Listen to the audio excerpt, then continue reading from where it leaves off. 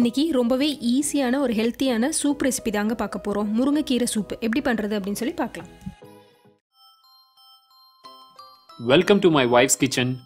Every recipe here is made with love.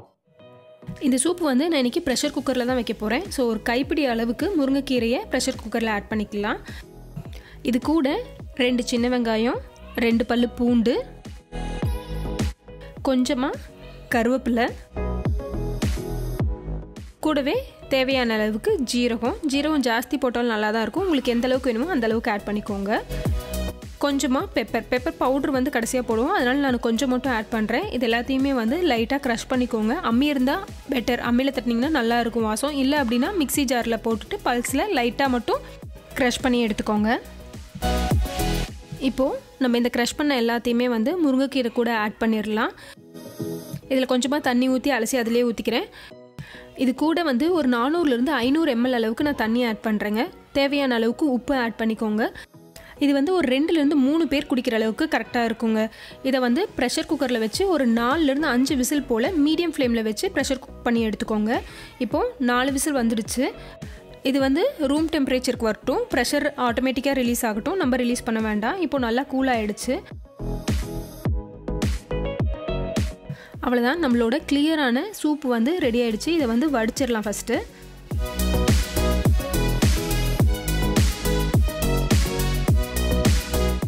உங்களுக்கு clear soup வேணும் அப்படின்னா இது கூடவே கொஞ்சமாக பெப்பரு, தேவைப்பட்ட சால்ட்டு, லெமன் ஜூஸ் கொஞ்சமாக புழிஞ்சு அப்படியே குடிச்சிடலாம்.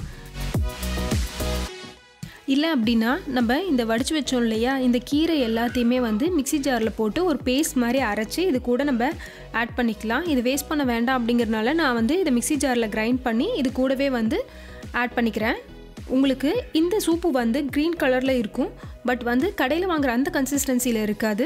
ஜஸ்ட் நார்மல் ட்ரிங்க் மாதிரி தான் இருக்கும். உங்களுக்கு கடையில் வாங்குகிற கன்சிஸ்டன்சி வேணும்னா இதை கலந்ததுக்கப்புறமா நீங்கள் கொஞ்சமாக கார்ன்ஃப்ளவர் தண்ணியில் கலந்து இதை அடுப்பில் வச்சு ஒரு தடவை கொதித்து எடுத்தீங்க அப்படின்னா உங்களுக்கு அந்த சூப் மாதிரி கன்சிஸ்டன்சியில் வந்துடும்.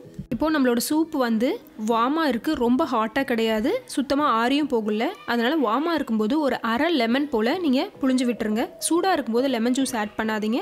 இந்த லெமன் ஜூஸ் வந்து முருங்கைக்கீரையில் இருக்க அயன் கண்டென்ட்டை நம்ம பாடி அப்சர்வ் பண்ணுறதுக்கு ஹெல்ப் பண்ணும். இது கூடவே தேவையான அளவுக்கு பெப்பர் ஆட் பண்ணி நம்ம சர்வ் பண்ணிடலாம். நீங்கள் சூப் வைக்கும்போது இது கூடவே வந்து ஒரு தக்காளி ஆட் பண்ணுறதுனால ஆட் பண்ணலாங்க. தக்காளியில் இருக்க விட்டமின் சியும் இதில் இருக்க அயன் கண்டென்ட்டை நம்ம பாடி அப்சர்வ் பண்ணுறதுக்கு ஹெல்ப் பண்ணும். அதே மாதிரி லெமன் ஜூஸும் அப்சர்வ் பண்ண ஹெல்ப் பண்ணும். உங்களுக்கு எது இஷ்டமோ அதை ஆட் பண்ணிக்கோங்க. அவ்வளோதான், நம்மளோட ஹெல்த்தியான முருங்கைக்கீரை சூப்பு ரெடி ஆகிடுச்சு.